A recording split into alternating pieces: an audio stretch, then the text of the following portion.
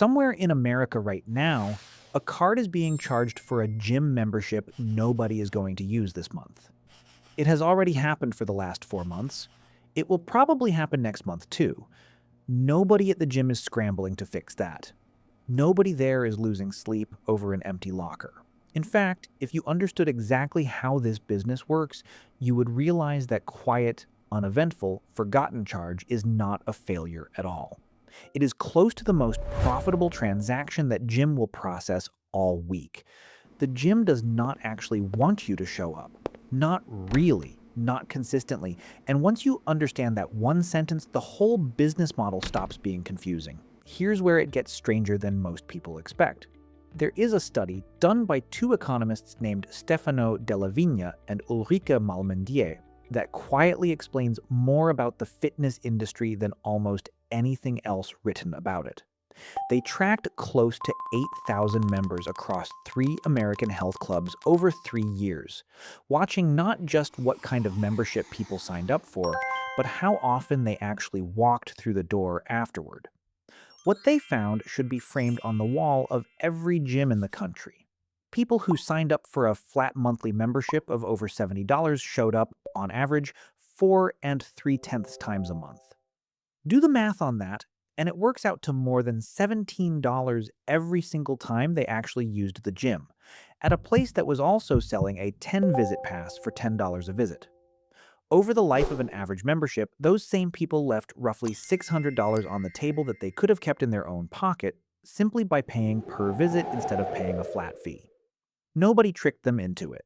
They chose the more expensive option with their eyes open because they believed, honestly and optimistically, that they would show up far more than they actually did. Think about what that actually looks like for one real person, because the study is not describing a rare exception. It is describing something close to the median customer. Someone joins in a moment of genuine motivation, pictures a future version of themselves who trains 4 times a week, and signs a contract priced for that future version. For the first 2 or 3 weeks, they might even live up to it. Then work runs late one Tuesday, then it rains on Thursday, then a friend's birthday eats up Saturday morning. None of these are dramatic failures. They are just ordinary life, chipping away at a plan that was built on optimism rather than on a realistic accounting of how a normal week actually goes. By month 3, the visits have dropped from 4 a week to 4 a month. But the charge on the card statement has not changed at all, and canceling requires an actual phone call or a trip back to the front desk that most people keep putting off, because canceling feels like admitting the plan failed, and paying quietly feels easier than admitting that out loud. The gym is not doing anything sinister in that moment. It is simply the last business standing at the exact spot where hope and habit stopped agreeing with each other. That is not a flaw in how gyms are run. That is the business. You can see the same behavior playing out on a much larger, much more visible scale every single January. Gyms across the country see membership signups jump by roughly a quarter to a third in the first weeks of the new year, driven almost entirely by resolutions. And then, like clockwork, the exodus begins. Research on gym attendance has found that around 80% of people who join a gym in January quit within 5 months, with the steepest drop-off starting as early as the third week of the month, well before most people have even gotten comfortable with the equipment. Anyone who has ever complained about not being able to get a treadmill in early January, only to have the gym feel strangely empty again by March, has lived through this cycle firsthand without necessarily realizing they were watching the entire business model play out in real time. The gym is not disappointed when that happens. Depending on how the membership contract is structured, it may barely notice at all, because the money from a member who signed up in January and vanished by March often keeps arriving anyway, on autopay, for months after that person has forgotten the gym exists. Zoom out, and the whole industry is enormous specifically because this pattern repeats at scale, year after year, across tens of millions of people. Before the pandemic reshaped things, the global gym industry was worth somewhere around $97 billion, spread across more than 180 million members worldwide. That is not a niche. That is one of the largest recurring subscription businesses on the planet. built quietly on top of good intentions that statistically, reliably, do not survive the winter. A gym does not really sell exercise. It sells a version of you that goes 4 times a week, then it collects money every month, regardless of whether that version of you ever actually exists. The real thing being purchased is not a treadmill or a rack of dumbbells. It is a subscription to an intention, and the space between the intention and the actual behavior is where almost all of the profit quietly lives. Look at Planet Fitness because it built an entire empire on understanding that gap better than anyone else in the industry ever has. $10 a month, sometimes less. A price so low it barely covers the electricity running the treadmills. And that is the whole point, because Planet Fitness was never really trying to sell you a great workout. It was trying to sell you a habit you would pay for and then quietly stop using. The company's own numbers admit this in plain sight. Members who upgrade to the higher tier membership, the one with tanning beds and massage chairs thrown in, spend on average about 1 and 8 tenths times more than a basic member. The upgrade is not really about the tanning bed. It is about making $10 a month feel like such a bargain that spending a little more feels harmless, even though most people barely use either version of the membership consistently. But here's the real surprise, and it has nothing to do with the membership price. Planet Fitness generated over $1 billion in revenue in a recent year while running adjusted profit margins above 40%. 40% from a business that mostly just unlocks a door and keeps the lights on. And almost none of that margin comes from the treadmills themselves. Most Planet Fitness locations are not even owned by the parent company. They are owned by individual franchisees who put up the real estate, the equipment, the staff, and all of the risk. The parent company simply collects a royalty, roughly 7% of whatever that local gym brings in from memberships, along with a small national advertising fee and a flat fee whenever a brand new location opens somewhere. It behaves less like a fitness company and more like a landlord quietly collecting rent on an idea, while thousands of independent franchise owners actually carry the weight of running the buildings and dealing with the members. Planet Fitness is not the only chain that figured out how to strip labor almost entirely out of the equation. Anytime Fitness built its own version of the same idea around the clock instead of around price, running small, unstaffed locations that members access at 3 in the morning with a key fob instead of a front desk clerk. No overnight employee to pay, no receptionist standing around during the slow hours, just a card reader, a security camera, and a locked door that only members can open. The chain grew to thousands of locations across dozens of countries by leaning almost entirely on that one structural advantage. A typical Anytime Fitness location can run with a skeleton staff of 2 or 3 people covering business hours, while the machines and the door lock cover everything else. 24 hours a day, 7 days a week, without a single extra paycheck being issued for the graveyard shift. It sounds like a convenience feature aimed at the customer. It is really a labor cost that got quietly designed out of the building altogether. The same trick vending machines figured out a century earlier, just applied to a room full of dumbbells instead of a hallway snack machine. Here's a quick human detail worth knowing before we move on.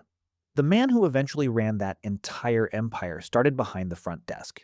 Chris Rondeau joined the very first Planet Fitness location in 1993, checking members in and mopping floors, and worked his way up to chief executive over the following decades, eventually taking the company public.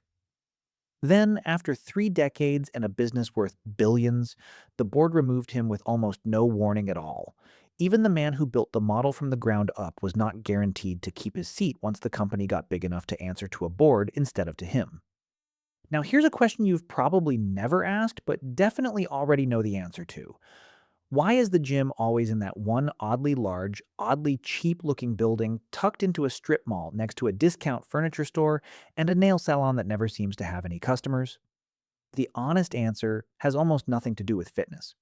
Big box retailers close down constantly, leaving behind enormous buildings with high ceilings and huge parking lots that most other tenants cannot use. A gym can walk into a space like that and fill nearly the entire footprint with minimal renovation, because open floor space is exactly what a gym needs and exactly what almost nothing else wants. Landlords will often hand a gym operator a steep discount on rent just to get reliable foot traffic anchoring the property, since an empty former big box store drags down every business around it. The gym is not just renting the space, it is often being paid through a lower rent than anyone else in that parking lot to solve somebody else's real estate problem. That arrangement works beautifully right up until the moment something forces every single member to stop walking through the door at the exact same time. And here's where the whole model gets tested for real. In 2020, that is precisely what happened. Gyms were among the very first businesses shut down almost everywhere.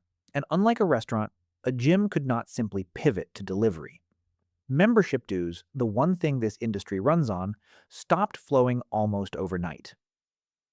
24-Hour Fitness, a chain with more than 400 locations, filed for bankruptcy that summer and permanently closed over 130 of them, walking away from the leases entirely. Gold's Gym filed for bankruptcy the same year, for the exact same reason.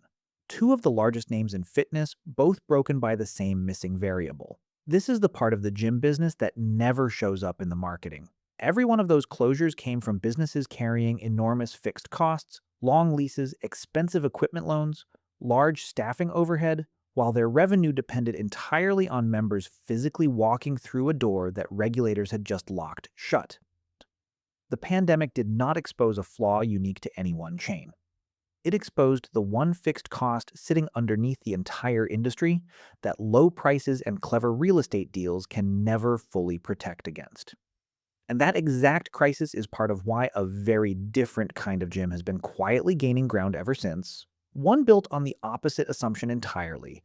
Instead of betting on people paying and never showing up, a newer wave of fitness brands bet on the reverse. Charge a lot more and make sure people actually come because the workout itself is built to feel like an event worth paying for. Nobody built that idea earlier than Equinox, founded in 1991 in Manhattan by Lavinia Errico, at a time when most gyms were still fluorescent-lit rooms full of clanking machines. Errico's idea was the opposite of Planet Fitness before Planet Fitness even existed. Make the gym feel like a five-star hotel, charge accordingly, and let the environment itself be the reason people keep paying. A basic membership today runs between $200 and nearly $400 a month, roughly 20 to 40 times what Planet Fitness charges for the same square footage of rubber flooring and steel weights. But here's the number almost nobody talks about. Equinox recently rolled out a membership called Optimize, built around personal training, nutrition, and sleep coaching, monthly massage, and lab testing across around 100 biomarkers twice a year. The price is $40,000 a year, and according to Executive Chairman Harvey Spevak, more than 1,000 people are on a waiting list to get in, not balking at the price, waiting for a spot. Whether that reflects genuine demand or simply what some people will pay to feel like they are winning at their own health, the underlying logic is identical to the $10 membership down the street. Both are selling the story of the person you are about to become. One is just charging 4,000 times more for the version with a lab report attached. Both of these philosophies are proof of the exact same underlying truth, just approached from completely opposite directions. One version of this business makes its money from the gap between what people intend to do and what they actually do, and prices low enough that the gap barely matters because $10 a month from someone who never comes back is still profit, month after month, with almost no cost attached to it. The other version makes its money by closing that gap entirely, then charging a serious premium for the privilege of an experience that actually gets delivered live to a person who is actually standing in the room. Neither one is really lying to its members. They are just betting on completely different versions of human behavior and pricing accordingly. There is a third layer sitting quietly underneath both of these models, and it shows up regardless of whether you are paying $10 a month or paying like an Equinox client. It is the upsell. Personal training sessions, sold in packages, often at a markup that can run several times what the gym itself charges for the entire monthly membership. Supplement sales at the front counter, branded merchandise. None of these are the core product. All of them are simply additional ways to extract a little more value from a person who has already decided once to hand over a credit card. A trainer working on commission has every incentive to sell you a 12-session package today, rather than let you decide session by session, because the gym would rather have your money locked in now than hope you come back and pay for it later, which is really just the same behavioral bet the entire membership model is built on, applied one layer deeper. Corporate wellness partnerships work a similar angle from a different direction entirely. An employer agrees to subsidize part of the cost of a gym membership as a benefit, sometimes covering the whole thing, sometimes just knocking a chunk off the price, in exchange for being able to tell employees that health and fitness are part of the company culture. From the gym's perspective, this is close to ideal. The employer, not the employee, is now the one writing the check every month, and an employer paying on behalf of thousands of workers rarely audits how many of those workers actually walk through the door. The employee gets a subsidized membership they feel good about having. The employer gets a wellness line item for its benefits brochure, and the gym gets a steady, aggregated revenue stream from a payer who is even less likely to notice quiet non attendance than an individual member would be, because nobody in human resources is personally checking whether Dave from accounting made it to the gym this month. The real surprise isn't any single number we've covered so far, it's how consistently the same pattern shows up no matter which version of this business you look at. A $10 membership, a $400 membership, a corporate subsidy, a Medicare benefit. Every one of them is really just a different bet on the same question. How often will this person actually show up? And how much can the price be set around the honest answer to that? Get the bet right in either direction, and the margins are extraordinary. Get it wrong, and you end up like the chains that spent a summer filing for bankruptcy because they had priced their entire business around foot traffic a pandemic could switch off overnight. And this is where the business model finally ran into a regulator. That friction is not accidental, and regulators have started to say so out loud. In August of 2025, the Federal Trade Commission filed a formal complaint against the companies operating LA Fitness, alleging that staff had been trained to deny cancellation requests made by phone or by email, and that members were never clearly told which add-on services could be canceled separately from the core membership without losing the whole thing. The complaint came after the federal government tried and failed to pass a broader rule that would have forced every subscription business in the country to make canceling as easy as signing up.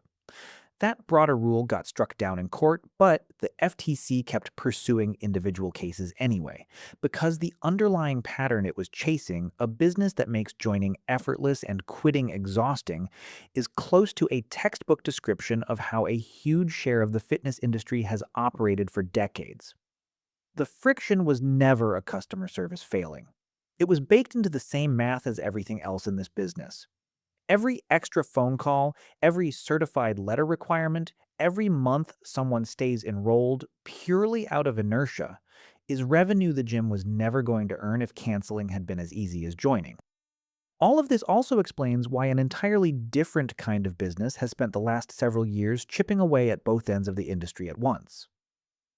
ClassPass built its whole model around letting people pay for access across dozens of different studios and gyms through a single monthly credit system rather than committing to one location and one contract. On paper, that sounds like it should terrify every gym relying on quiet non-attendance for its margin, because ClassPass essentially lets a customer walk away from any single relationship the moment it stops working for them, with none of the friction of a formal cancellation. In practice, it has mostly settled into a role as a kind of pressure release valve for people who would never have signed a traditional annual contract in the first place, while boutique studios use it to fill empty class slots at a discount rather than let a scheduled instructor teach to a half-empty room. It has not broken the core economics of either the low price or the premium model. It has simply given a third group of people, the ones who genuinely do not want a long-term commitment, somewhere else to spend money instead. There is one corner of this industry, though, where the entire incentive flips upside down, and it is worth pausing on because it proves the rule by breaking it. Silver Sneakers, a fitness benefit bundled into many Medicare Advantage insurance plans for older adults, works completely differently from a normal membership. Instead of a flat monthly fee collected whether or not someone shows up, the insurance plan behind Silver Sneakers pays the gym a small amount every single time a member actually checks in. No visit, no payment. That single design choice changes everything about how a gym treats those members, because for once, the business only gets paid if the person actually walks through the door. Gyms that participate in the program are not hoping their Silver Sneakers members quietly disappear after enrolling. They are hoping the opposite because empty check-in logs mean empty reimbursement, and a whole different set of nudges and reminders tend to show up for exactly that population, precisely because the financial incentive has been flipped from betting against attendance to betting on it. What none of these versions of this business is actually selling in the end is exercise. What they are all selling is the story people tell themselves about the person they are about to become. The one who finally wakes up early. The one who goes 4 times a week this time. The one whose lab results are going to look different after this next quarter. Some gyms make their money quietly, hoping that story stays just a story. Collected $10 at a time from someone who meant well in January and stopped showing up by March. Others make their money making sure the story becomes true often enough, expensively enough to justify the price tag attached to it. Either way, the next time your gym is half empty, don't assume it's struggling. In a lot of cases, that's exactly what success looks like. The treadmills aren't what keep the lights on. The people who stopped showing up months ago do.